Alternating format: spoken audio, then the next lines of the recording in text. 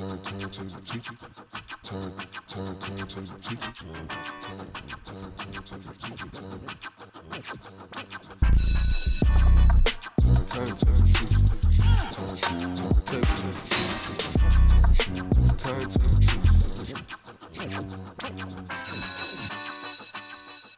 And welcome back. I'm Mike with the Turntable Teachers, and class is back in session. Here for another guest speaker episode at AOA Studios. If you're an artist, podcaster, or content creator of any kind, make sure to reach out to us at aoastudios.org to book your session or service today. And I am joined today by a very special guest. He is the one and only Rilla Force, DJ, audio engineer, producer, artist, just kind of multi-talented, does it all. One of my favorite people in the scene is here. Rilla, it's an absolute pleasure to have you. This has been a long time coming. I feel like we should have had you earlier, but this is the perfect time to have you. So welcome to Turntable Teachers. Thank you for having me. I really appreciate it. That was a crazy intro. I love it. And I wanted to do a quick cheers for you being here because cheers. Hi. Hell yeah. Joakim told me to do that. He said you'd think it was funny. No. I'm processing because you know what it was? Put your thing up. Did I not do it right? No. What it is like you don't make eye contact. So right. It's just you just cheers. And then another thing I do is just I say hi. Like that's like my tag. Hi. So yeah. it's just he's fun. That's my dog. He's funny, man. I love him. Oh yeah, absolutely. Well, it's been a pleasure to have you already. This has been a lot of fun. We had a lot of great conversation off air, for sure. Yeah. So I'm happy to have you, man. So we're going to dive right into it. This is the objective where we get to know a little bit about you and your background. So one of the things that, in doing my research, and one of the things I didn't realize with you is that I knew like krump was like a really big inspiration very early on in your high school years, dancing and making, and then sort of learning how to make that type of music. So what was it? I mean, I really don't, not even 100% of what even krump is. So for someone like me or anyone else that's not listening, so can you explain what that is and then also how that really tied into you being, the creative that you are today? Yeah, so like krump is just like it's dancing. It's a type of dance. It's actually funny enough. It's actually a religious dance. It started like as like a praise dance, and it started to like really get into like more of like urban street culture. You know what I mean? Mm-hmm. It's an acronym too. It stands for Kingdom Radically Uplifting Mighty Praise. But Wow. I learned how to krump like in high school. Like me and the homies, like we all started. They're called fams. It's just like groups. You know what I mean? Like we all like we're just a part of a fam, and like we would go around and like have sessions with each other. And slowly but surely, like we were in Framingham, and we branched out to like Brockton and Boston and Providence, and we made like a giant like group. But throughout that like time, where we used to go to was like a little boys and girls club, and they had like a studio upstairs, and we were teenagers at the time, so it was like let's go in the studio and make beats and stuff, let's rap and all that, and then a lot of them just didn't stick with it. But like I got in there, I was like, oh, this is kind of fun. Like I want to make krump beats, I want to make krump music, and I started making the beats and stuff. And then one of my homies from high school told me like, oh, you should make like R&B and like rap and stuff and hip hop and all that.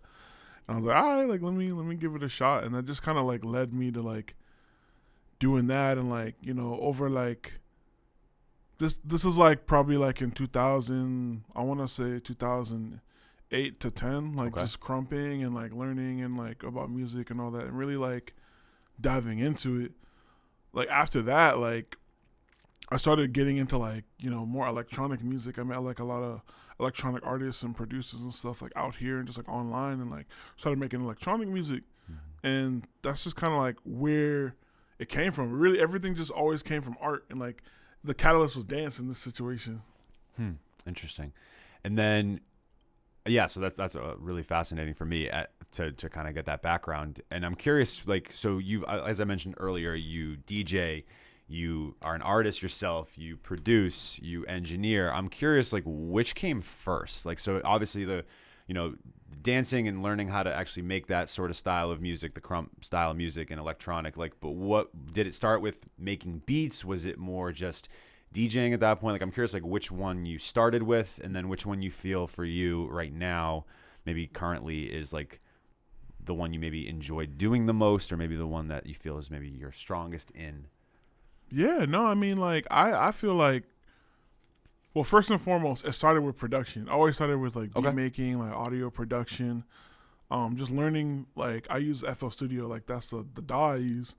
And just like really, it's like I always say, like it took me 2 years to make like utter trash, but I knew the program, like I knew enough to like get by, like work around, like my workflow was there. I just wasn't good, you know what I mean? Right. So then like after like learning how to like make beats and stuff, and this is like kind of going to like my electronic artist career, I got booked by one of my homies, Elder. He used to run an event in Cambridge called EMB, East Meets Beats, and he booked me for my first show. It was like 2015, and at that time, like I was just like releasing songs on SoundCloud and stuff, and just like releasing music and getting feedback and all that. And I was like, oh, I never did a show. I guess I gotta like buy a controller and like learn how to like DJ and stuff. It was kind of like a birth by fire type situation. Huh. So yeah, no, I mean like it was production, then DJing. And then once people started to figure out who I would like have sessions and stuff, and like low key, like I would just, mix my music the way I knew how to do it. Like I know how to like engineer. I have no formal training in any type of music at all. Wow. Everything was just like off like learning, just trial and error. So I was like, all right, like I like how my music sounds. Like I'm sure like I could work with like other artists, and like a lot of times it all started out with like making a beat, and then like that would be the session, just like making a beat with the artist, and then we come back later, and then like I try to record them or whatever. And then it slowly just I got more comfortable with it and just started really just engineering. And like after that, like I always wanted to sing and stuff. I always wanted to like, be some type of lyricist. So I would help them write songs. Like I'd help them write music. Yeah. Like a lot of my clients, like I mainly do like a lot of just production and stuff and like my own artistry. But I got the pen too, you know what I mean? So like, like I would write for other people, I'd write with other people, and like we just like really just doing like what an actual producer does. Like not just like, a lot of people I feel like they get confused like what audio production is and just producing in general. Like you don't necessarily like need to like know how to like play an instrument per se or like some type of technical background. It's just like literally like putting elements of music together. Like, you know what I mean? Like Quincy Jones like is a composer, you know what I mean? Right. But he's one of the best producers of all time. Like, like Of course. thinking about like how like these big records that like he produced and he like put together. It's not like, it's like making a dope sandwich, you know what I mean? Like anyone can make a PB&J if you like know it, but like can you really like do you know how to make peanut butter from scratch? Do you know how to make jelly from scratch? Huh. You know how to bake bread? You know what I mean? That's a good way to put it. Different techniques. Are you toasting the bread? You know what I mean? Yeah. Are you Wow. adding fillings to like each of the ingredients? Just things like that. Like, Damn, make me hungry. A toasted PB&J is like so superior to just the non-toasted. That's what I'm saying. But no, that's a good point. Like, if you are just, I hear you. There's a difference between being a composer who's also a producer and someone that maybe just makes a beat and just gives it to an artist and says, okay, like, here's this beat or whatever. Mm-hmm. I hear you. On the Quincy Jones side of things, have you happened to watch that Greatest Night in Pop documentary yet on Netflix? No, not yet. I highly recommend it. It was really cool. So it's about the I think he was the main producer for We Are the World, and like bringing all those artists from the 80s together to like create that. And it was really a unique documentary, I think, when you had so many high level artists in the room, and like for someone like Quincy Jones, who was of course very talented, but to be able to like navigate that as well. I feel like it's it's navigating the music side of it, but then probably just dealing with personalities and different types of people, right? Like and some people or some artists might like to create music, or their workflow might be different than someone else. So I feel like, am I off base here that it's like you kind of almost adapting to the client in some way, shape, or form? Yeah, as a producer and as an engineer. I feel like so in and I want to like write like a book or something on like just like studio etiquette and like like the ins and outs of like what it is, because I feel like people just think like there's a person at like a big board and they're pushing buttons, and then someone's in like a mirrored room and they rap at a microphone, and like that's the optics of it, but Sure. like that person's an engineer or a producer or the studio runner. The other person's either like a vocalist or the actual artist, or maybe a songwriter writing a demo, for an artist to pitch. I feel like people don't know like the ins and outs of like the actual making of music. Yeah. So, but like to answer your question, like, yeah, I mean, for the most part, like, yeah, it's literally just running how the session goes. It's like helping the artists bring their vision to life. It's almost like the artist is like an architect and you're the sculptor. Like they have the blueprint and you're literally like, you're Da Vinciing it. You know what I mean? Like you're really just like putting it all together. Totally. Yeah. I love that answer. Very cool. For you, so personally, like I love your beats. Thank you. Your beats are my favorite, or one of my favorites, I should say. I have many producers I like, but they're the most unique that I have heard, especially out here. And every time I hear one of your beats, even if I don't know it's you off rip, I'm like, that's got to be a Rilla Force beat. And that happened with Masterclass because we like the idea was to keep those 20 beats blind. We didn't want people to know at first who produced each beat. Just we didn't want there to be bias and certain things like that. But I had so many people who would be reaching out to me going, oh, is this beat this person, or this one's definitely this person, and blah, blah, blah. And most of the time people were wrong. The only one, though, that most people were right on was you. Hey, let's go. I want to say it was maybe Go-Go who reached out and was like, I could be wrong. It maybe not have been Go-Go. Forgive me if this wasn't Go-Go, but he's like, yo, that's totally Captain Bop's totally Rilla Force. And I had to be like, I don't know, I can't speak to that. But especially too, like when I was at Brandy Blaze's album release party for Broken Rainbows, and when she got to Die Mad, I was like, that's maybe got to be Rilla. I feel like that. So I just feel like there's such a like you have this personal stamp on your beats.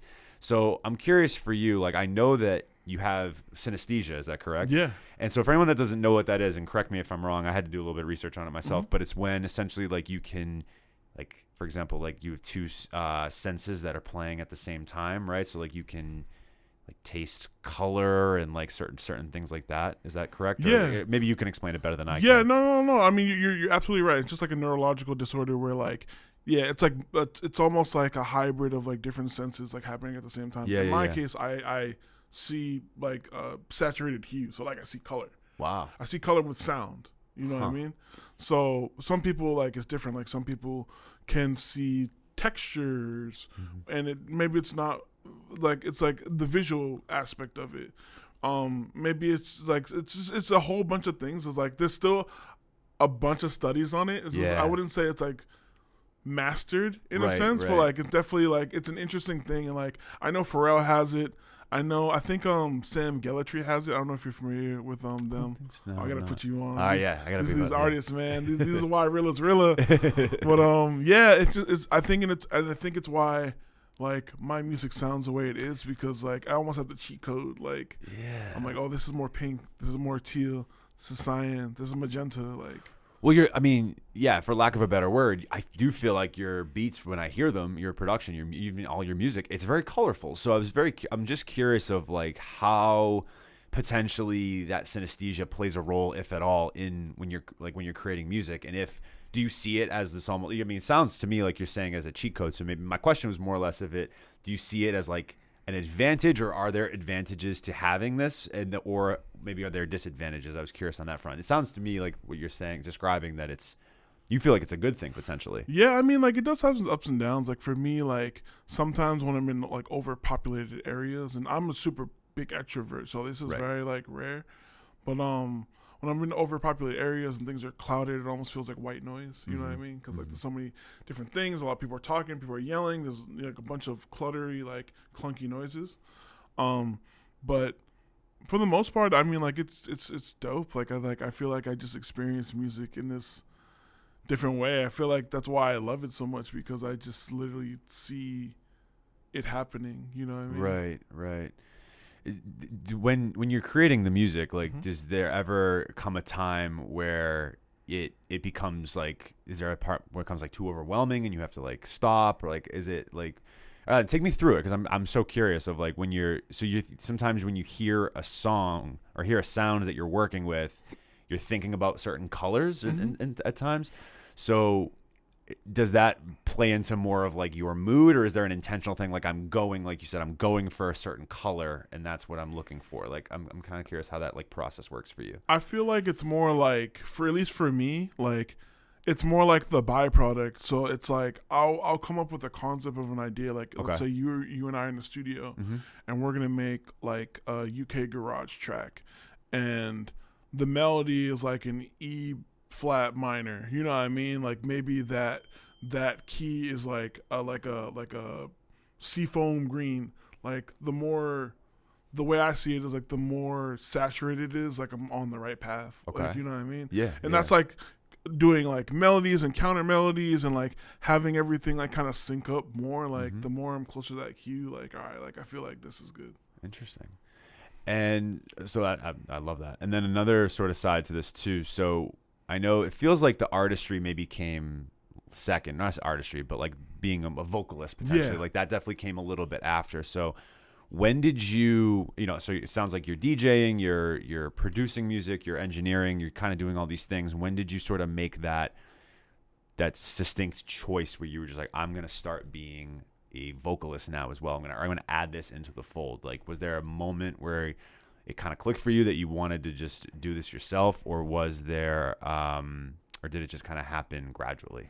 I feel like for me, it's like when I purely was just like a producer, DJ, electronic artist, like people liked my music and they thought I was a great, talented person, but they couldn't like put in words what I was doing. You know what I mean? Like, and that's where I came up with RNBDM. You know what I mean? I was like, oh, like that's a perfect phrase. And even my friend Timar, she's the one that came up with it. I just decided to keep using it for like branding and stuff. But like, oh yeah, I make rhythm and blues dance music. Like that's exactly what it sounds like to me. And like, I don't have to go through like this 4-minute like ramble of like, well, it's kind of like this and it sounds like that, but you know? Yeah. But yeah, I mean, I don't know, man. Like it's just, I don't know. It's just crazy. So the RNBDM piece of it, like I'm glad you brought that up, because I think that is like the perfect way to describe your music, where it's not quite R&B, it's not quite electronic, it's not quite hip hop. You're like bringing all of these different things into the fold. It's just very unique. I've really, like I said, I've really loved getting to know you and getting to know your music more, because I think it has its own lane, which is really cool. Especially out here, it's like anytime you can differentiate from others and yourself, it's really a great, beautiful thing. So you're doing awesome stuff. I've been a fan of you for quite a while. Now I want to get into the main lesson, where we get to talk about what you got going on right now. And I specifically want to talk about, and hopefully I'm pronouncing it correctly, Kawaii. Is that your new project that's coming out, or is it a single-sided? You've been a little like, I don't want to say jaded about it, but not jaded, very secretive about what it is. So is it a project? Is it just a single? I'm curious of what that is going to be. So, I mean, Kawaii Giant, like that's, some people call me that. Okay. I got that name like when I toured in Japan in like 2018. One of my friends, Shiori Bradshaw, she was like, she's a DJ out there, and we did like a little 10-stop run for the tour. That's sick. And she just kept calling me Kawaii Giant. So I was like, all right, like I'm gonna take that back home to the States. But yeah, no, I'm making a mixtape. Like it's done, you know, and it's time to like, you know, let people know who the Kawaii Giant is. And yeah, I don't know. It's one of those things where like I have a lot of freestyles and stuff. I have a lot of like cool things I've worked on. Just like honestly, like since it's been a year since I released like music, like the newer music I'm going for, like me as a vocalist, Right. me being a singer and like rapping and doing different stuff. And it's interesting to see how like for me the optics of like, oh, Rilla does this or does that, but I'm like, for me, I'm just like an artist like everyone else, you know what I mean? I'm just doing my own thing, and I feel like some people don't understand, like, you know, I'm like you too, like we're just different styles or whatever. Right. So I wanted to make a project, you know. I made one before called World Premiere, and that was like when I was just fresh, like getting into like songwriting for myself and like doing vocalist stuff for myself and singing for myself and doing all that stuff. But now it's like I feel like I took the last like 2 years and just really refined my style. I'm like, this is like actually Rilla. Like this is like who I am, and like I have a bunch of music. I definitely want to show you later too. Absolutely. But I got a bunch of music like coming out, and Kawaii Giant's like the first thing that's gonna be like releasing pretty soon. Awesome. So you think this is gonna be a great embodiment, or like not an introduction, but like it's gonna really embody like who you are as an artist, essentially? Yeah, I mean, I feel like people like when, for example, like when, do you know Hit Boy?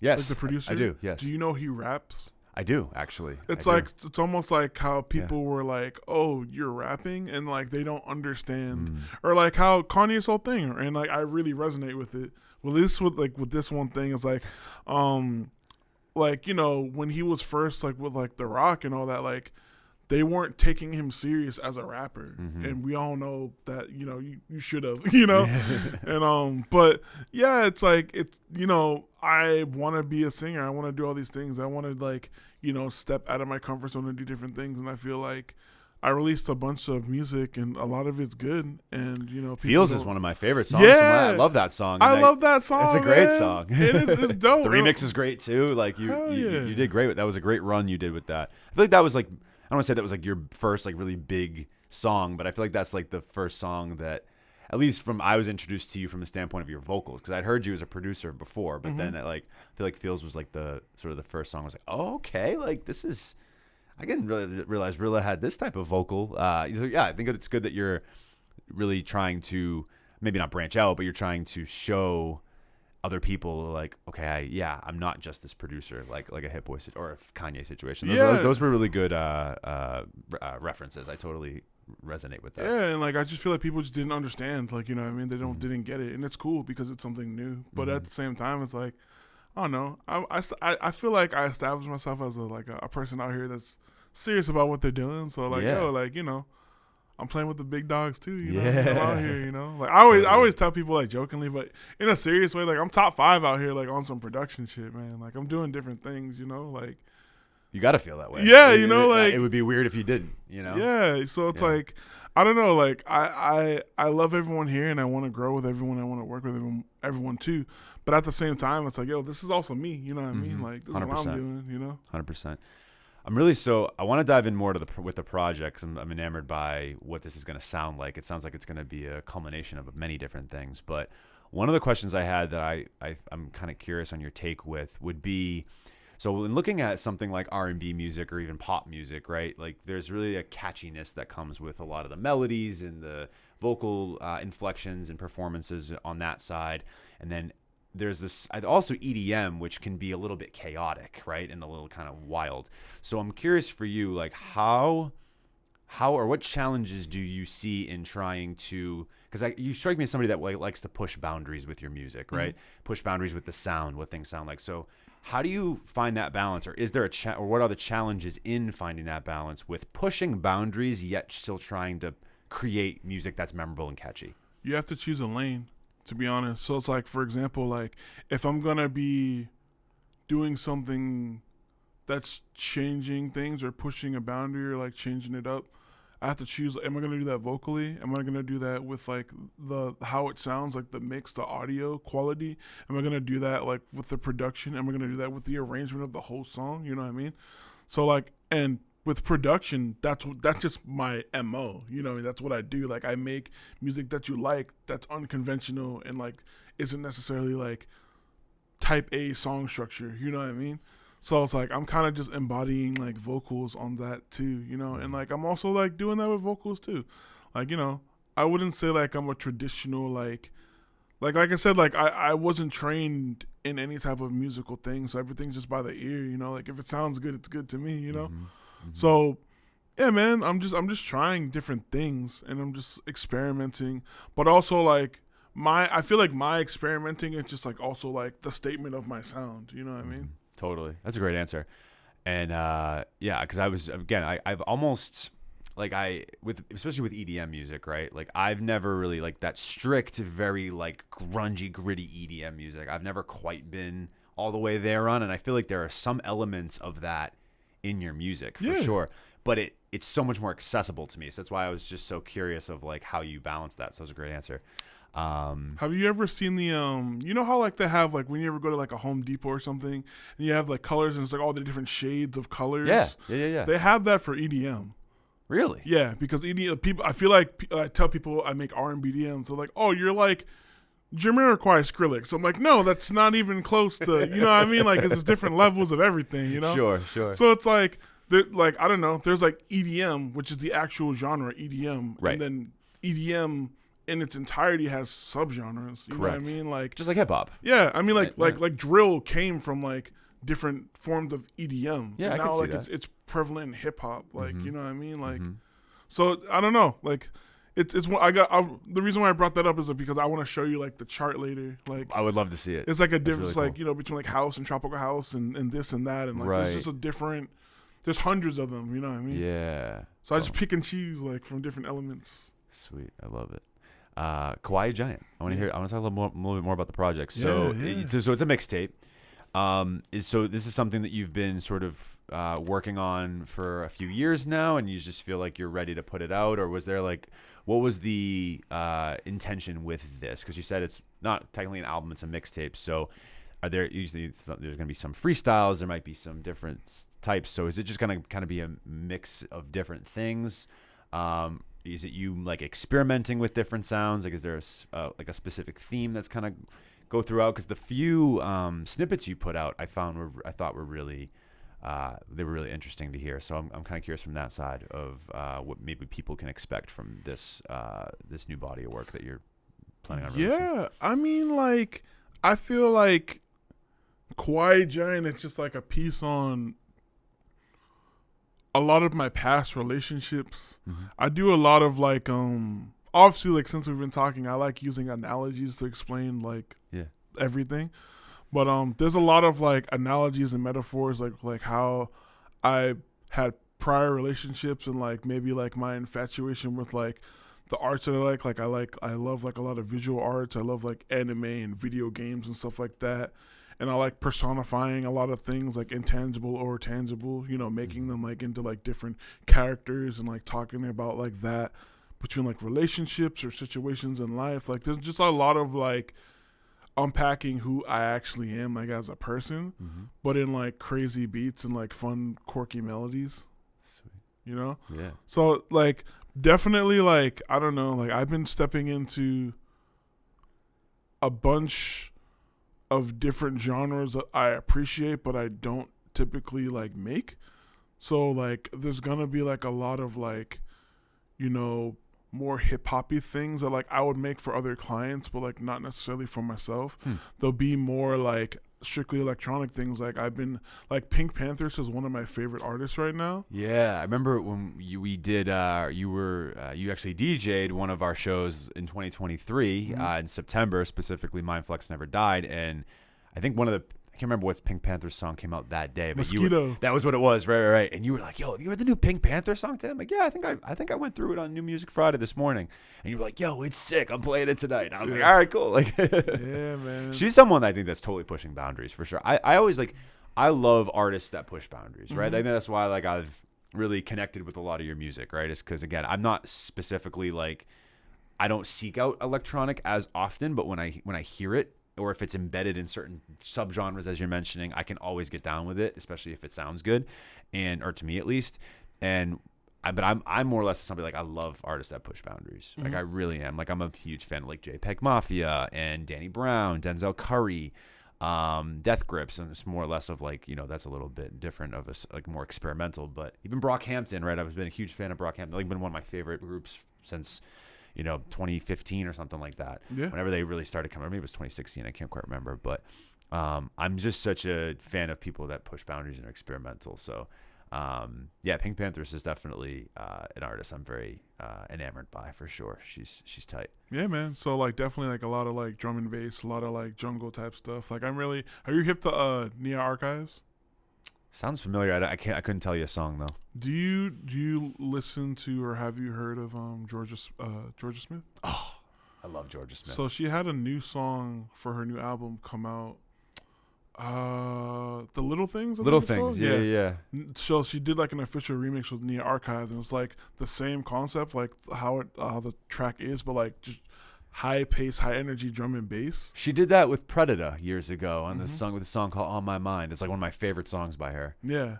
Oh, I haven't heard it. I'll have to check it out. You gotta check it out because like it's the same song, but just like I don't know. Like I like making high energy music, Right. Like, you know what I mean? So it's like it definitely brings a different like energy to it because it's like drum and bass and jungle, and it's like a lot of glitchy old hip hoppy drum breaks over like this cool jazzy like kind of smooth beat and like melody, and it's like, oh, this is amazing. This is like a good amalgamation of music. Totally. Another actually off that, you had said something that sparked a thought in me.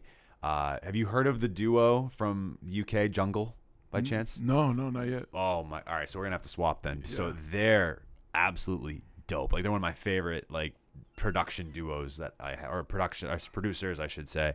So they make a lot of this sort of house, electronic, pop style music, and then they'll have certain artists come in and like do the vocals. So like for example, they just put out a song with Eric the Architect from Flatbush Zombies. Okay. Which is like never a pairing that I would have thought would work, and yet it just like it was one of my favorite songs last year. It's called Candle Flame. I'll show it to you earlier, but very similar of like that high intense energy style, and then but also catering a bit to like what Eric does well too as like a hip hop artist. It's so cool.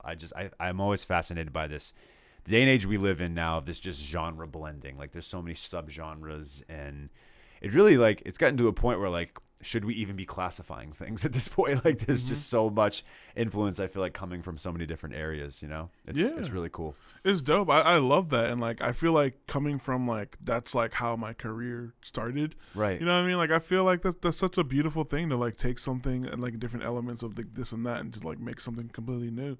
That's why I really appreciate like I was talking about Sam Gellatry. He's like an electronic artist that like started to like do more funk poppy kind of stuff, but like he was strictly like me, like he was just a producer DJ making beats only, and then he started becoming a vocalist, and like his vocal tone, he's from like Scotland, I think. It's crazy. He sounds amazing, and just like there's just so many different people like that where like they have different type of music. Like have you heard of Lido before? Lido? No, I don't think so. No. I gotta put you on. Do you know Jordan Ward? Yes, I love Jordan Ward. His last album was fantastic. That's all Lido production. Really? Yeah. Huh.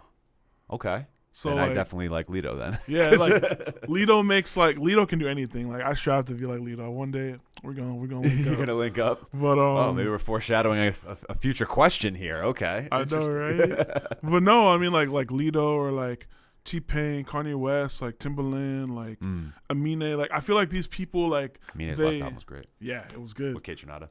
Kate Trinata, that was awesome. I feel like I liked it a lot.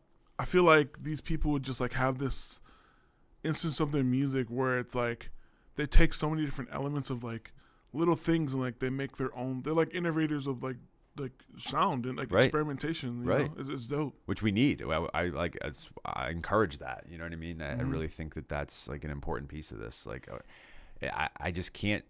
Right now, I feel like there's a lot of this sort of like copycat syndrome in the music industry right now, and it bugs me. You know, because it's like I've heard this song before, right? You know, even with certain artists, like I get like you made this song already. Like not specifically, I know. Like I'm not being like you didn't make this exact song, but like.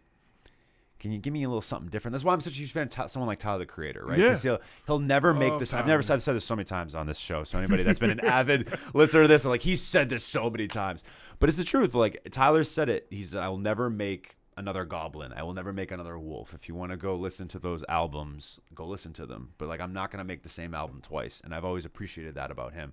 I think Kanye's another. I mean, you know, say what you want about Kanye these days, but I think it's a similar thing with him. I think he's been somebody else that's been able to. And say what you want about the new album, Vultures. I know we talked off air. We weren't both huge fans of it. Don't kill us in the comments, people. It's okay. If you like Vultures, it's fine. I just didn't think it was that good. It's whatever. I think Ty Dolla $ign's done better. I think Kanye's done better. You made a good point. Yeah. I don't know if you want to say. Yeah, no, I thought it was great. No, off air, we talked about this. No, I'll bring it up. So like pretty much like what I was saying was like it's one of those things where like you have this expectation of these artists, right? And Ty Dolla $ign does this, Kanye does this. Their musical quality is it's up, it's great, it's amazing. But then they came together and they made something that was pretty mid. And I was like, well, and like mid as in like not everything they put out for the most part is like, oh, this is great. I can see how their artistry is changing. I can see how culture in the world is like changing their lives and impacting them and making them better artists. But this, in my opinion, just sounds like, oh, like you got with some trendy producers and like you got with the homies and you put out some dope things. Or on the other side, you had like a bunch of like throwaways and like you cleaned them up and you put them together. It's almost like a compilation album. And like that's cool, and I appreciate like, you know, you giving that to us. But in the same respect, it's like, well, it wasn't my thing, you know what I mean? Yeah, and what drives you crazy about him, especially sometimes, I feel like this happened with a couple of different projects where he'll be like, "Oh, it's coming, it's gonna be out," and then it never shows up on spot, you know, on the streaming platforms or whatever, and then it doesn't come out for weeks later, and it's just this kind of like, I don't know, these weird marketing tactics too that I don't necessarily know if I like or not, but. Yeah, I agree. I think that's a good assessment of it. I mean, again, we could be wrong, but from they could have both come together and say, "Hey, I really love what you do, Ty. Like, let's make us like an album together." But I don't know.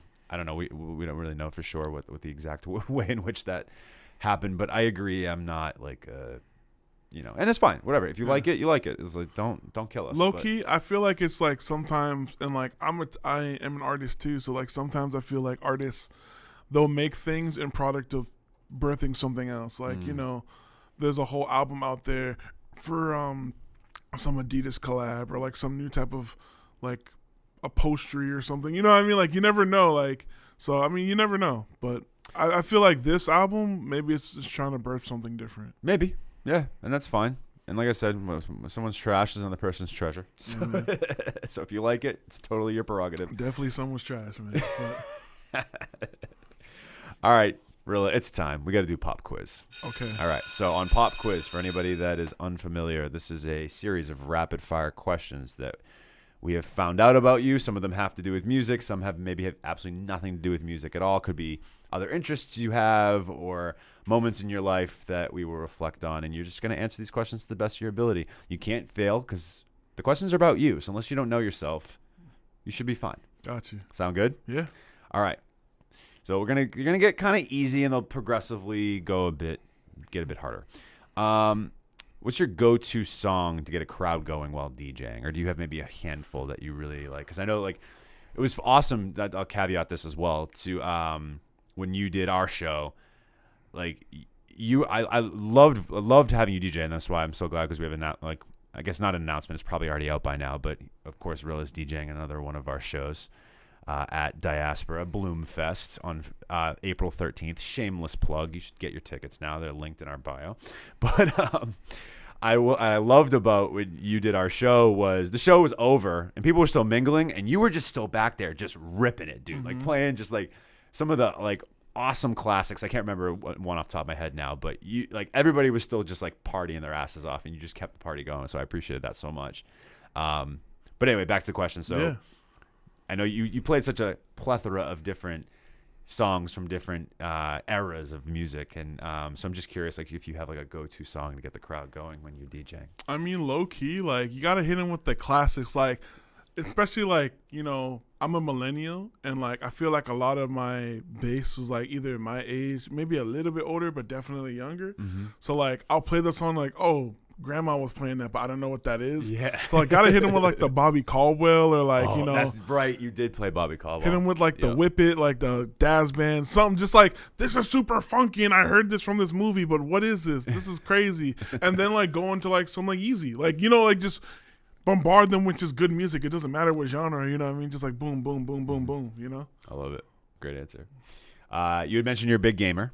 Yeah. What's your Mount Rushmore video games? Top 4 video games of all time. Top 4? Oh my God. You're putting me on the spot right now. The Mount Rushmore of video games. Making me sick to my stomach, fam. Nah. But seriously, I love.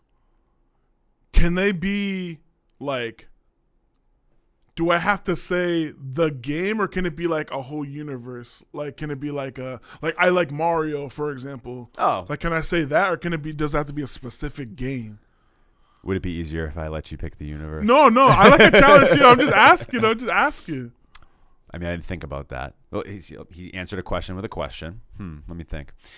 I'm gonna hold your feet to the fire. I'm gonna have you pick just games. So if it's Mario Party, it's Mario Party. You know got you. Okay. So favorite games.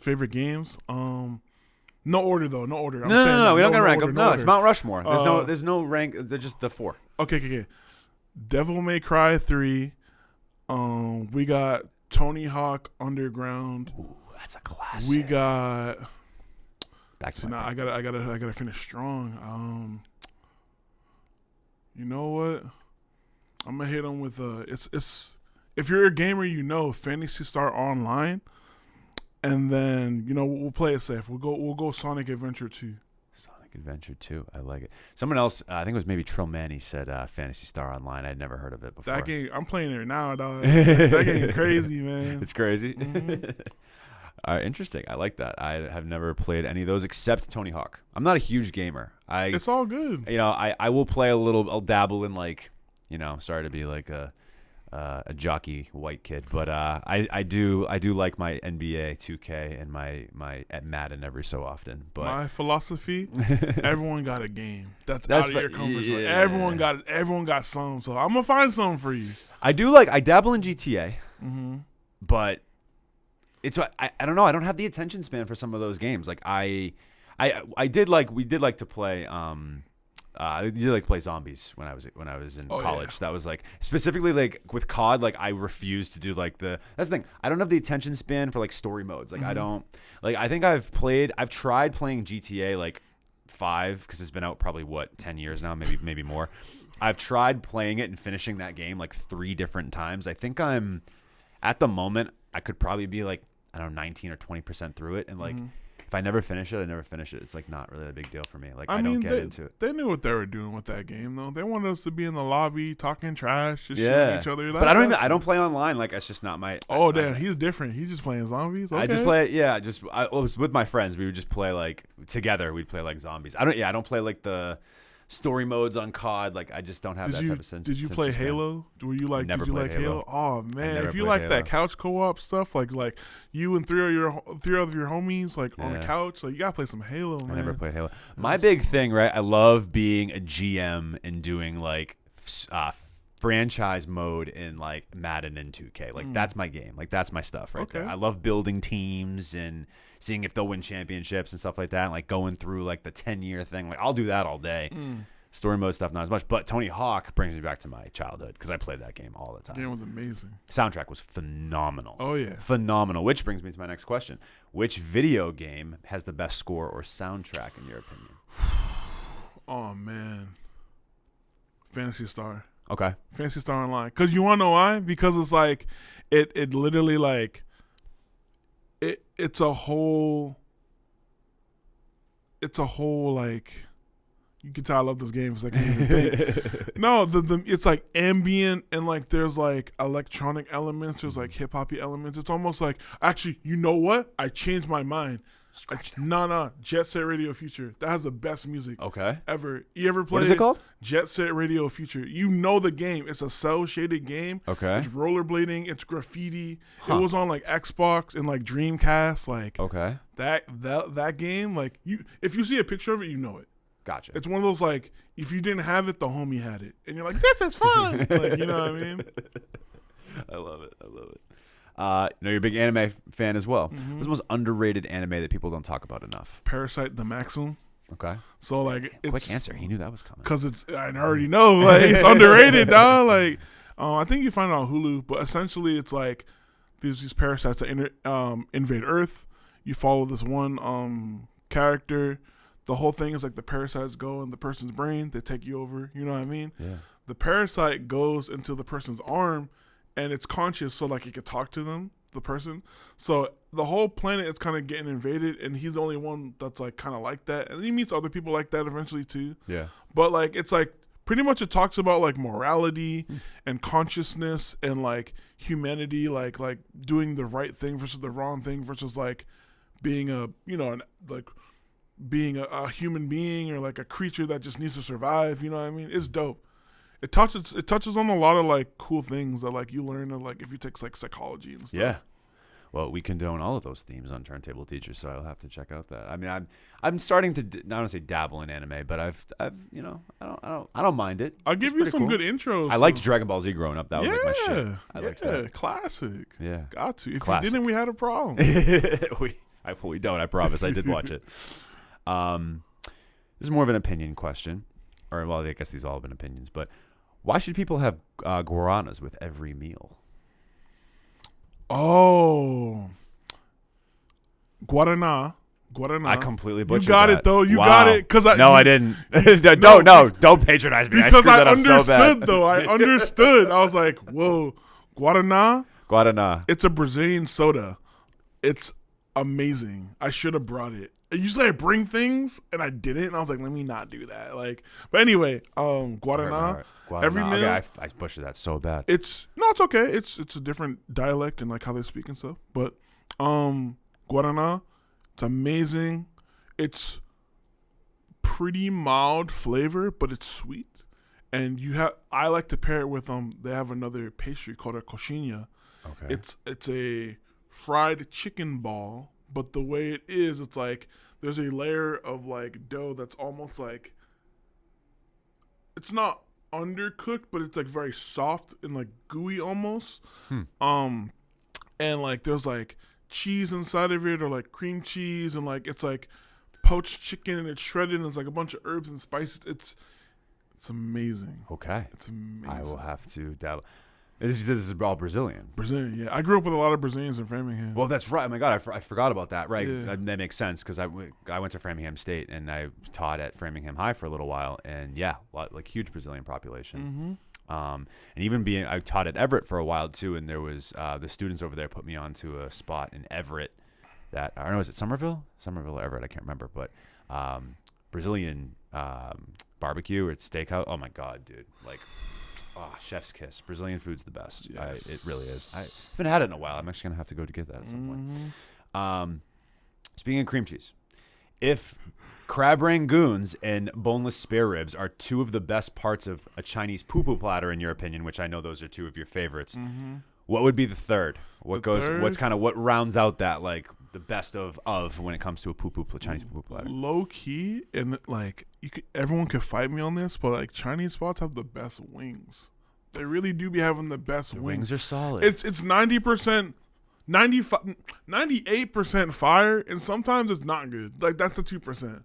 But normally they're fire, and they don't get that. They're very get that unique. respect. They're Yeah, like they're their own kind of chicken wing. They don't taste like other chicken wings.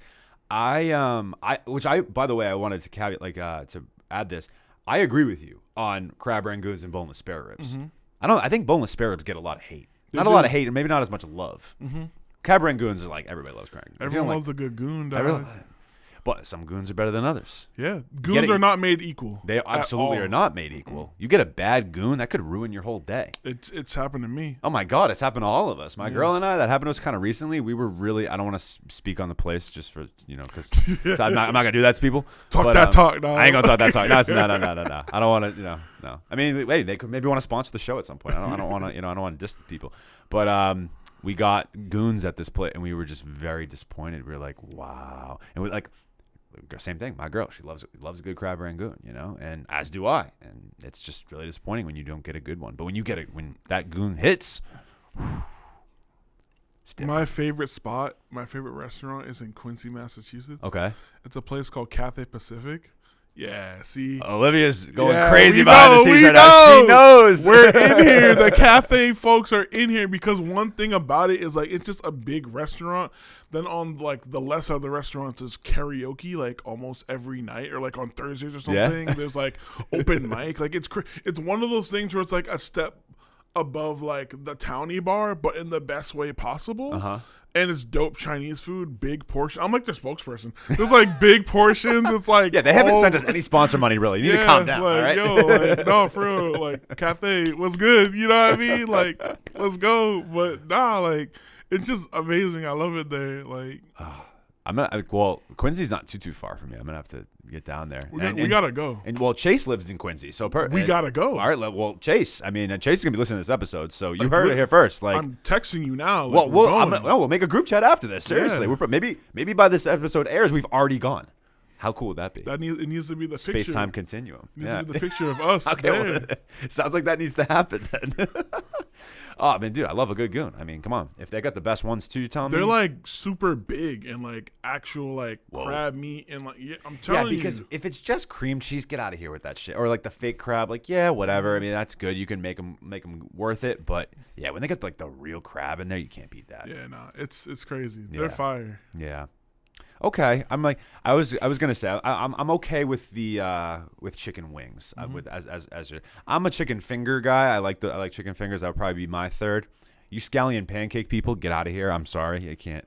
I mean, they're good. Good. They're good, but to say that it's they're also not created equal because some of them like not. Once you have a good one, you're like, oh, this is what potential is. but then it's like the opposite of like the I feel like I said the wing. It's like I feel like.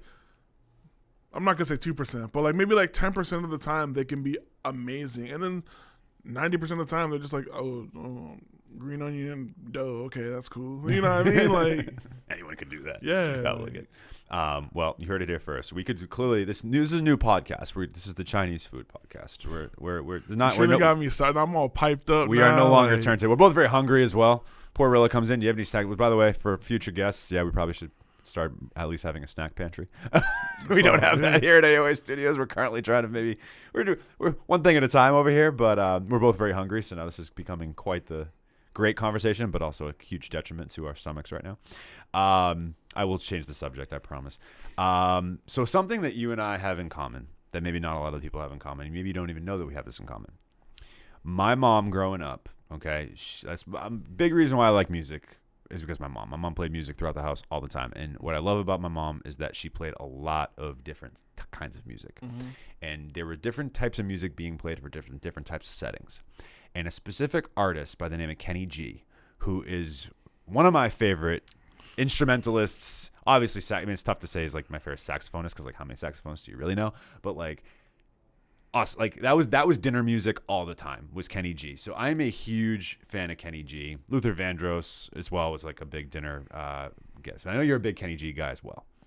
So what is the allure of Kenny G? And anyone that doesn't know Kenny G, why should people get hip to him if they don't know who he is? I mean, he's just dope. He's so dope. Like, he plays saxophone and stuff. He's awesome. Low key, like honestly, the reason why I don't even know who he is because I was just super coddled growing up, and like my mom didn't like let me listen to secular worldly music. So it's like she just here's some Yo-Yo Ma and Kenny G and some random like African music and whatever. Just as long as it's not like crazy worldly talking about this and that music, whatever. And I'm like, oh okay. So the new Dipset album comes out and like you're like in middle school or something. And like, yo, this is dope. Really listen to this. I'm like, yo, I got my Kenny G though. This arrangement's fire. You know what I mean? Like, you should know. All right, whatever. Well, we would have been friends then because I loved Kenny G, and none of my friends do it. Kenny G, what the hell was that? Yeah, man. It's like, yo, gotta get hip. It's like People, Kenny fucking G, man. I feel like He's in the school, like how they have like music and stuff like that. Mm-hmm. There should be like more like an educational piece on music rather than like learning about like playing, because like if you listen to classical music and like I know it's like old and suck up and puffy and whatever, but like yo, when you really understand like the depth about like how these people were like making this stuff and like scoring the whole like ensemble and everything, like you get a different appreciation for music. I think I would have been into that because I wasn't someone that played an instrument growing up, and like I didn't like how music class was structured when I was a kid, because it wasn't the same when I would go home. It was totally different. Like chorus, we'd all be standing. I remember this. I was standing on the podium, all just like straight face. You couldn't get like cool, like fun with it. It was just like, nope, you got to stay straight up, and you just sing these like just awful like American songs. I'm sorry. Did they make you play the recorder? Yes. Hot cross buns, baby. Hot cross buns. We all know it, dog. Like we all know it. Hot cross buns, and then I don't know. There was some song about the prairie, something on the prairies. I don't even know. It was never. They had no fun. They had the It was no fun. Was not hitting. It wasn't hidden at all. It was not good At all. It was hitting very similar, not different. Like it was like, yo, this is very dry. Like I need something. It's funny because my school, like when I went to I don't know if it's still called it, but I went to Cameron Middle School in Framingham. And I remember like my she actually recently passed, like my old music teacher. R.I.P.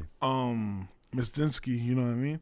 But she got me into music pretty early, but also like she was like super experimental. I remember like when Maze made like Welcome Back, she like put that in the curriculum. And the school was like, we can't do this. I was like, yeah, we're gonna do it. And we sang it like on the first day coming back to school and stuff, and like a bunch of different hip hop songs, R&B, and like sick. Yeah, that's along with like the classics. Shit, so it's like, yeah, it was like she made it like super fun, you know?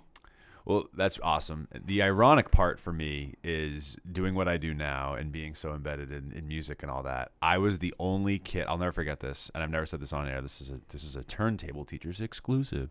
In fifth grade, I was the only fifth grader at my elementary school who did not do either chorus or band. So there was like a spring concert, I think. I'll never forget this, and they were practicing, or they were getting prepared for it during one of the school days. So there was like a 3-hour window of time where I was in the classroom by myself alone because everyone else was either at band practice or choir or chorus practice, and I was the only one. And I honestly didn't. I was like, I don't feel like I'm missing out. I really didn't. I sat there. I was like, I don't feel like I'm missing out on this. Like, it's Low-key, fine. you should have just went home. They should have just sent you home. I know. Why bro. didn't they send me home? Why didn't you send me home? 3 hours in like 3 hours. Yeah. secluded? Like, bro, like Yeah. what? Like, Yeah. don't silent me. Like, I get a half day. Like, you know what I mean? Like, what? Crazy. Yeah. I don't know. I was the only one. It was really weird. But yeah. Well, look who's laughing now. Yeah, man. You had a free period. You had like 3 free periods. Yeah, man. I was chilling. I really wasn't that mad about it at all. You were cooling, bro. I was cooling. Yeah, hell yeah. It was me and I don't even remember who my fifth grade teacher was. Sorry. That's to whoever that was. They're mad bitter, like behind the screen. Like, you don't remember me, bro? Remember, like, watch your podcast. No, they don't totally remember watch my podcast. But well, anyway, Rilla, that was pop quiz. You absolutely killed it. Hey, A plus for you. Let's go. So I have a couple other things I want to talk to you about before we get to the final segment. Specifically, though, one of the things would be you getting into JMC, which is super dope because I love those guys. We just had Derek Wagner on. Yeah. Big shout out to Derek. We've had, Lucas is a Turntable Teachers alumni. Timmy O is a Turntable Teachers alumni. I said it on the Derek Wagner show. Anyone that's coming from the Derek Wagner show to the Rilla Force show, we were getting the rest of JMC on. So now there's only one left. So you got to imagine that the one left is coming on pretty soon. So you were the fourth of the fifth to come on. So those guys, though, I've been hip with them for a while. I've been really, tight with them for a bit now. And so I know you were more of like a later addition into their collective. So I'm curious, like, how that came to be, like how that bridge was built, and what you saw in JMC to make you want to like really be a part of what they were doing. Yeah, I mean, like, I feel like for me, growth comes like, they say it takes a village. Of course. You know what I mean? So it's like, I've always kind of been my own village, you know what I mean? And I wanted to find people that like, similar to what I do, that like, I'm an artist, I'm a producer, I'm multifaceted, you know what I mean? Everyone in JMC is multifaceted. 100%. So it all started like, funny enough, it really all started like Timmy hit me on Twitter like a while back. I feel like it was like 2016, 17. Oh wow, that is a long time. And they always like or maybe it was 18, I don't know. But like he always like jokes about, yo, you curved me, bro. I was like, oh, I didn't even peep that you hit me up. And shout out to Nopo P, because that happened too. Like he hit me up too, and like I didn't even peep it. And I'm sorry, guys, because I love you. But no, but then I think like probably 2021. Miranda Ray, she like, cause we've been cooling for a little bit and like working on music and just being friends. She showed me some of Timmy's music, and I was like, oh, I like this person. This person's right up my alley. I need to like meet this person, like get up with them. So then like Timmy and I, like we link at the record co, and then Lucas pops up, and then like we made like a song together, and like this is cool. Like, and then I went to like the little crib they had, and you know, we all linked up, and then like I had a session with Lucas, and then I met Jita, and then you know, then I met Derek.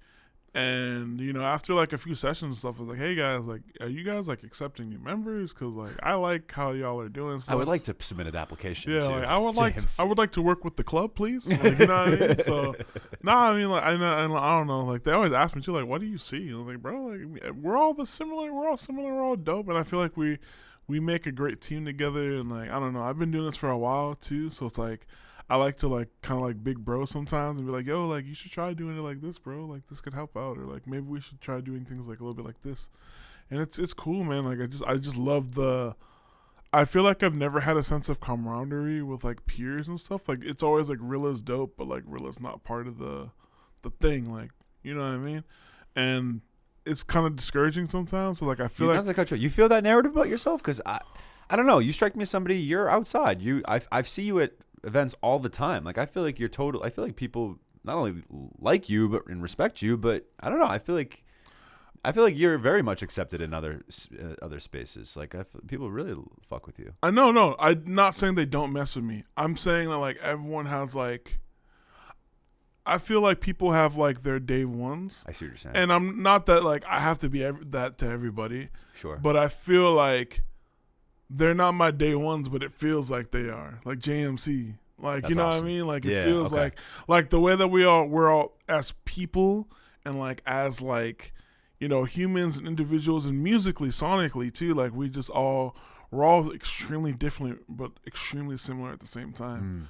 And like how our tastes are, like I don't know, like we're just all doing different things and I like it. And like I can't say that for the rest of like my musical community, you know what I mean? Fair enough. Okay. Yeah, thank you for clarifying that. Because as I said, don't sell yourself short. I feel like you're very well respected out here. People like you. But I hear what you're saying. Like you don't feel like you had found like your tribe necessarily, or like your people. Like you know what I mean. It was not saying it was one-offs, and maybe you've probably built bridges and relationships with certain individuals, like obviously Notebook and Miranda Ray, many others I'm sure as well that I'm probably not naming. But yeah, that makes total sense. So do you feel like having that now, has that like, you know, either maybe like put the jetpack back in your back, so to speak, or like maybe giving you a little bit more motivation for like, you know, putting out more of your solo music, or helped you creatively in some way, like, you know, or all the above potentially? No, I mean, so like, I don't know if I said it yet, but like I'm an extrovert. So like I thrive being around people, and I thrive, like, I feel like I do my best work, or at least like I get the best results in a group setting. You know what I mean? Like I'm very self-sufficient. I can get everything done. I damn near do everything for my music by myself. Like, you know, like there's in the credits, there's very few moments where it's like things aren't written or produced or engineered or anything like by me, you know? So it's like, I do a lot of things by myself, and like, that's how it's kind of been. But like, I like the idea of like working with other people and sharing ideas with people and bouncing off just like creativity and like, you know, sharing aura, sharing glow, sharing stories and memories and like growing, and like I like that. And like those four people were like, I don't know, it's just family to me, you know what I mean? Like it's just the homies, you know what I mean? Like, and I have people like that too that I started music with but aren't in music. So like, and I feel like that's more on a personal note. But like as far as like my career, like how I'm moving, like as like Rilla Force, like I need to gotta have family on both sides, you know what I mean? Absolutely. Well said. Big shout out to the JMC guys. May 11th, correct? For the show? Yeah, Proof of Concept. May 11th, pull up. Awesome. We're very excited for it. I will definitely be there, no question about that. I love JMC shows. And then before that, though, about a month before that, I know I plugged it earlier, definitely got to pop out to Bloomfest. Rilla Force will be one of the 3 DJs on that lineup with Benzels and DJ Fab. It's going to be hell of an event. We're really excited to have Rilla back for another Turntable Teachers event. Obviously, as you know, we've paired that with, or we collaborate all those with Mindflex, and as well as now Virtue Vice is our new collaborator, which is, we're really excited about it. Awesome lineup. For you, you know, I know like I've seen you DJ and I've seen you perform. So does on the which for you, like, do you get more enjoyment out of? Like, do you like being the person that is somebody that just like can hit the right spots in terms of like finding the right music for the right space? Because again, I like so many people when you did our last show like didn't leave and I think part of that was because you kept spinning and you kept keeping the party going. Or do you get more fulfillment out of like, oh wow, like these people really resonated with my music, my sound, especially when I saw you perform at Hope Fest. I think that was the first time I'd seen you perform live. Yeah. So I'm curious on the show thing, and I also want to bring in you said you had toured in Japan, which is super cool, and I know you've performed in many different places. So I'm curious to like maybe some highlights of like your days touring, or maybe some highlight or big moment. Memorable moment you can share from your experiences traveling and performing. Yeah, I mean, like, I to answer your first question, sure. I definitely feel like I have a pretty healthy balance of like both, and like usually it's, you know, before doing like live performances, because I haven't done them like in a while. Like I used to do them like a lot, like with my homie Jimmy Kafka, like back in the day, but now it's like, you know, since becoming like, you know, a producer DJ and like doing fully electronic, like just being like the Diplo or Skrillex kind of route, like I would play sets. People say it's DJing, but like I'm performing, you know, I'm performing my music. It is a performance. So It's like, you know, having being able to do the same thing as like being a DJ, but with your own music is like, for me, it's like the most ultimate high. But like there's nothing compared to like, you know, you're singing or you're rapping or you're doing whatever you want, and like, you know, the words or whatever like connect with people, and like you're building a memory, like you're telling jokes. Like I remember like in Salem, like I'm really trying to like paint a picture of like who I am, you know what I mean? Like, and I'm like talking and doing banner and all that stuff. But like, yeah, like I don't know, like I feel like there's times and moments where like I really like DJing and like being a curator of a vibe, and then like there's times where like I just like to be more centered and like, hey, like this is me, this is who I am, like let's talk about that for a minute and like through these songs, you know. But and I forget the second part. Sorry, I shouldn't ask you two questions at once. You know, you've traveled a lot and you've seen a lot of places, and you've like even just you say touring in Japan. That's so cool. It's not anything that I not many people I think around here especially can say, or many artists for that matter. But curious with some potential memorable moments or highlights, or was there a specific really like unique story you maybe have, or anything you can recollect from any of your times traveling and performing? Because that's I'm sure an awesome experience to be able to, even like you had mentioned off air, we were talking about being able to just like get a call from New York and, you know, DJ out there and do, even if it's just like a DJ set. So yeah, curious anything that you can share from your time traveling and that experience. Yeah, no, I mean, like I feel like especially like in the whole thing with Japan started out with I was in this other label called In Good Company, IGC instead of JMC. So no, like I was part of IGC, and I was just one of those people, like I don't know if you just caught like the big boom in SoundCloud with music and like underground artists kind of popping up, but like I kind of was like a part of that. Yeah. And definitely have like this huge base overseas, like from SoundCloud, and releasing like edits of my music and just my original stuff. And are you familiar with like Selection? Yes, actually. Yeah, so it's like that kind of like, you know, Selection, and like there's other labels like Who, What, or How, What, Where, and just like other like Majestic Casual, like just tastemakers that are like collectives that do admin stuff. They're like somewhat of a record label too, and they did playlisting before like playlisting was really like a thing like that. And yeah, like they kind of just like they birthed like the K-Tronadas, the Sam Gellatries, like the people that are like, or Mr. Carmack. Like Mr. Carmack like was SoundCloud. You know what I mean? Like those people wouldn't exist. Like people like me, like I wouldn't exist from if that platform wasn't like a thing. And that's how IGC found me, In Good Company. And they saw my bass and they saw like what I was doing, and they sent me and my other homie Hiram, who was also a part of the label at the time.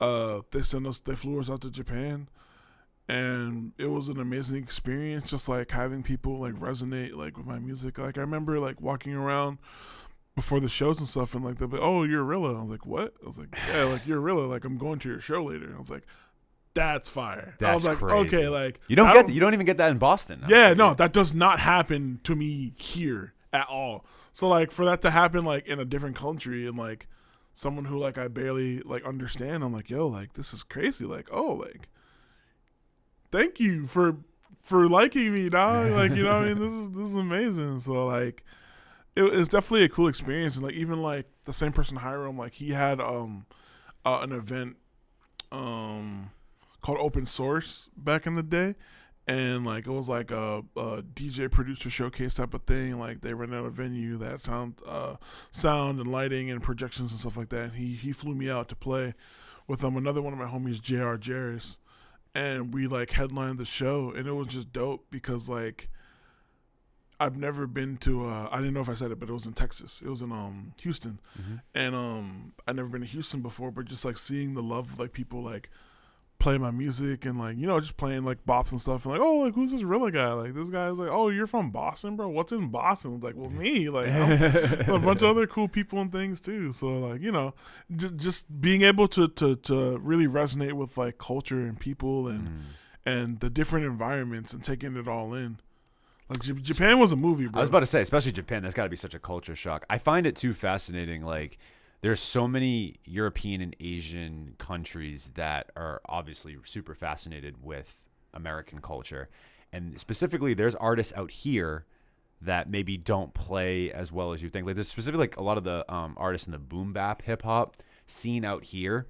Like, yeah, they might do well with like a couple hundred cap venue, but then they'll fly over to Poland or anywhere in the UK potentially, and they'll do like a 5,000 cap room, no problem, and they're like treated like a celebrity out there. Like Rex is one, as an example. M. Dot specifically, who's actually right in Beverly where we are, you know, they're constantly going out and touring out in Europe, and it's just so fascinating to see like the different sort of what they see as value versus like what we see here in some music, what we tend to see as valuable. So it's very fascinating to me.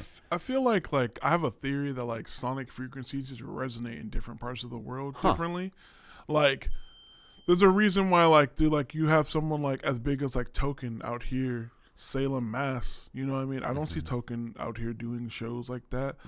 But Token has a worldwide appeal. Same with like people like Russ. You know what I mean? Like Russ, I feel like Russ's big tours are like overseas before out here, before the What You Want and like all that type of stuff, you know, before Wolf and all that.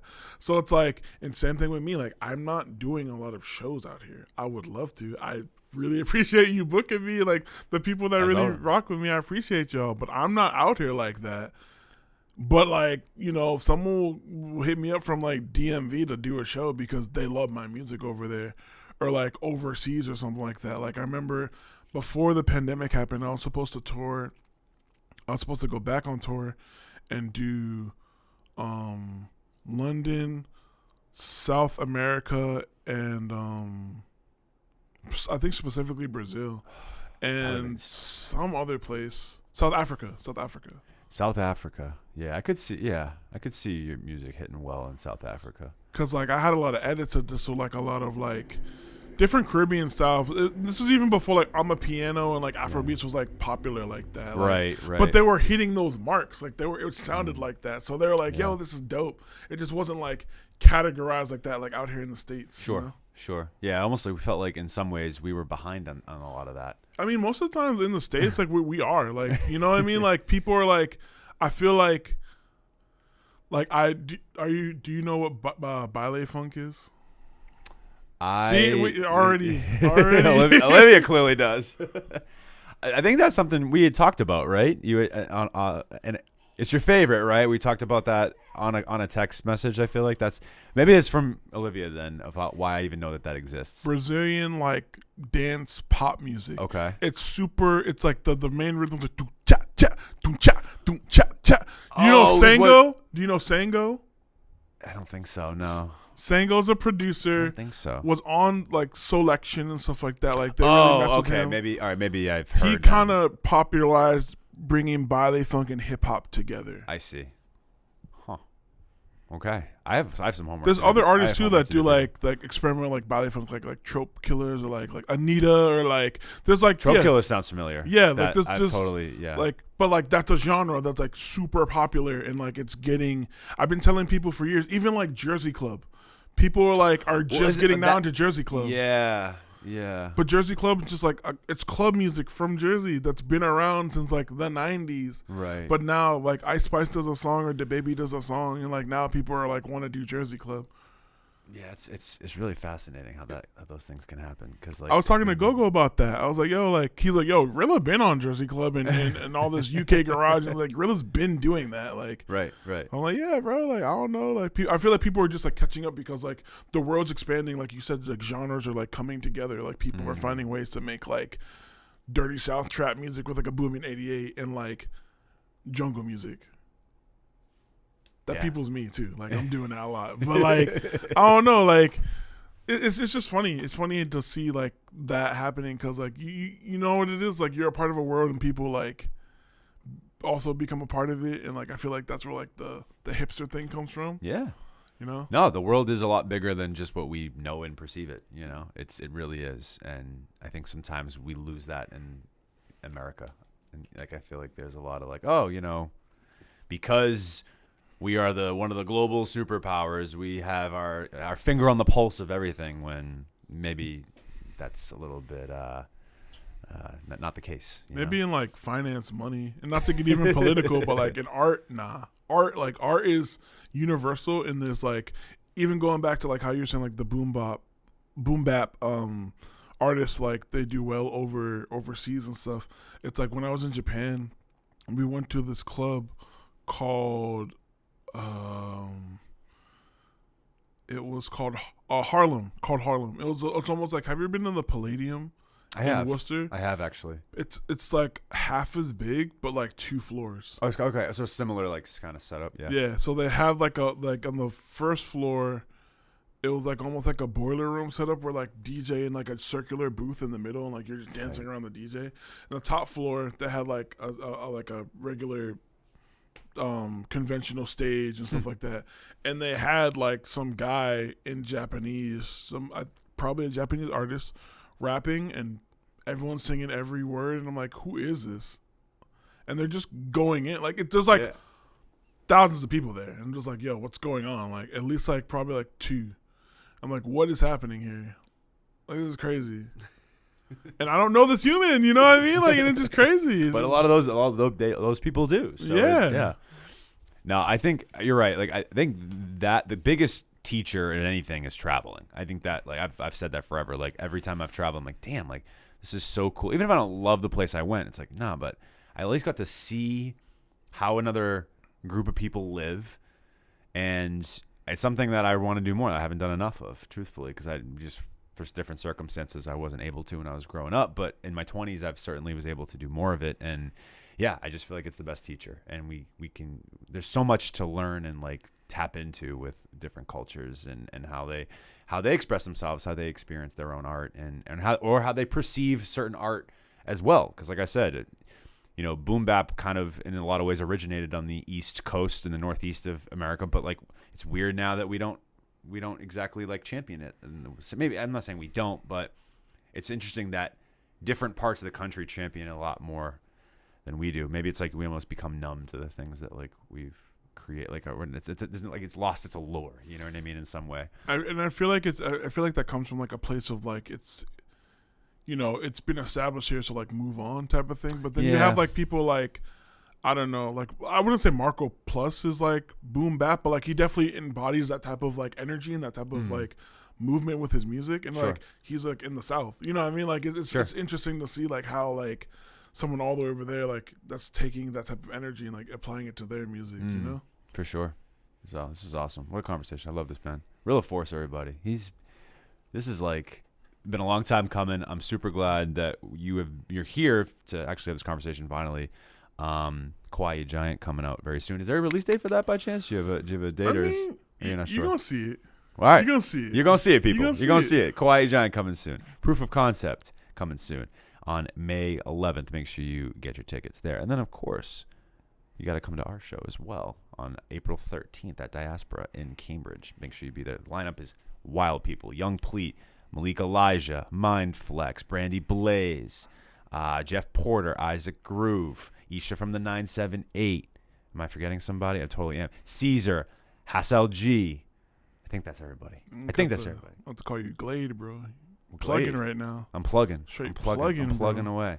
You're But out here. I'm out here. We're both out here. We're all out here, people. We're out here. Touch grass. The final segment of the Turntable Teachers. Of course, we have to conclude with the dream song scenario. I alluded to this earlier. So, you get a song. It's a Rilla Force song. Mm-hmm. And you can get any artists and or producers on it, dead or alive. So I'll structure for you. Now, if you want to produce it, you are welcome to. If you want to collaborate with another producer and bring them in, that's also fine. But you also get up to 3 artists that you would want on it, dead or alive. Could be anybody. And it's your song. Who would be on Rilla Force's dream song scenario? So only 3 artists? Up to 3. Up to 3. Up to 3. And how many? 1 to 2 producers. Okay. If you're not going to produce it, you can get 2. If you're going to be a producer, then you collaborate with somebody on that production. Okay, so I'm going to do this. I'll do Lido. And knew it. I'll do Lido and No ID on the production. Ooh. Phil Collins on the hook. We'll do Phil Collins on the hook. We'll do Francis and the Lights on the bridge and the hook. What? And then we'll probably verses. We'll do T-Pain. Have T-Pain on there. So many melodies. Wow. We're gonna be swimming in our field. I want that song now. Yeah. That's crazy, dude. Wow. You and T-Pain kind of look a little bit alike. Bro, he's my favorite. He's my favorite artist, bro. It's my favorite. If you and T-Pain were in a room, like, could we tell them apart? I don't know. He's your favorite. I really loved the album he dropped recently where he was like he can freaking sing. Like he never needed that auto-tune, people. Like I don't know if y'all knew this, but T-Pain can sing without the auto-tune. It was crazy. I loved like all the covers he did. That was so cool. It's funny because like I remember talking to in the boys' locker room in like high school, middle school, and like I remember my friend really liked 50 Cent and I really liked T-Pain. And we were just talking about, I was like, 3 Rings is coming out. It's going to be dope. Like the era where he was wearing the top hat. Dog, that album was sick. Yeah. That album was sick. I don't know, not enough people talked about that and like longevity wise. Like I really liked that album. I remember. People don't understand like how like, what's it, the one with like him and Lil Wayne. Oh, I can't believe it. On me. That one and like Chopped and Screwed. Chopped and Screwed. There's a bunch like Freeze with Chris Brown. There's a lot of great songs on that. Some that project. heaters, bro. But I think 3 Rings, the title track went nuts too. I mean, think about the marketing, bro. Like he said he got like 70, maybe 80 different top hats or different like outfits custom made to promote his album. And then you see him in every other video with a different top hat. It was cool. Like, bro, like, it was cool. That's insane. Like, no one's doing that, bro. I was like, oh, he's my favorite. Like, he went in. Like, that's dope. He did. T-Pain was that guy back in the day. He really was. It still is. I mean, it's like he's having almost this like new resurgence now because everyone's all of a sudden like, oh, he can actually sing without the auto-tune. Like, and even still, like, he's big on like streaming now. Like, he plays a lot of games. Like, he be just dropping gems for musicians and like life stuff and like. He's helping a bunch of new artists. Like, yeah, I mean, like, T-Pain's just a GOAT for many reasons, but most importantly, he's just, like, of the people, and he's, like, he's just a guy that, like, decided to use auto-tune as a tool and, like, got famous. Like, he literally, that's him. Mm-hmm. With no shade or anything. Like, he's just some guy that, like, decided to do something and got famous. Like, he's not, like, I wouldn't say he, like, the over-calculatedness of, like, some other people, and, like, he's just a cool guy, and he's humble. Absolutely. Dope. I love it. Lido, No ID. Yeah. T-Pain, Phil Collins, and Francis and the Lights on Rilla's song. I mean, if you don't want to hear that, people, just get off this episode now. It's gonna hit. That was crazy. And you had that like ready to go. You were just like, yeah, Phil Collins on the hook and Francis and the Lights. Super dope. Mm-hmm. Love them. Big fan. I'm a big James Blake guy and like sort of all that sort of If stuff. it wasn't Francis, I would have said Emoji Heap. Ooh, that would have been another good one. But That's a like great that choice. one for me, like I was like, I want to keep it a little in line because I don't want it to be. I was thinking like R&B with like a bop to it, Yeah. and then like they're just swimming on the vocals. They're just it's like angels and like the aura's here and like everyone's like ascending down. But if I went Emoji Heap, it could have got a little freaky, and I don't know if we wanted to go there, so I had to go Francis. You went, yeah. I think you did it right, but yeah, Emoji Heap will keep that for another day. So another dream song scenario when Rilla comes back. Rilla Force, everybody. Amazing Hey. episode. Last but not least, plug away. Let the people know where they can find you. Shout out anybody that you want to shout out or anything. Last words, parting words for the people. Your real talk. Shout out to my mom for making me. You know what I mean? Shout out to moms. But no, I mean I'm Rilla Force. You can find me on all social media at Rilla Force, RILLAFORCE. My SEO is popping. I'm very Googleable, so you know He what I is mean. very There's only one me, so follow me. You know. Mm-hmm. But you know, Kawaii Giant coming out real soon. You know, we got the show on May 11th. Proof of Concept JNC, featuring Fabi as well. It's gonna be dope. Got the show on the 13th, right? April, yep. Yep. April 13th. Bloomfest is gonna be dope. Like I can't wait. And yeah, man, just everyone just keep it kawaii, be cute, dog, be yourself, love yourself. That's it. I love it. Great sentiments from Rilla Force. If you're a fan of Rilla Force just coming on to us for the first time, you can find us at Turntable Teachers on Instagram, TikTok.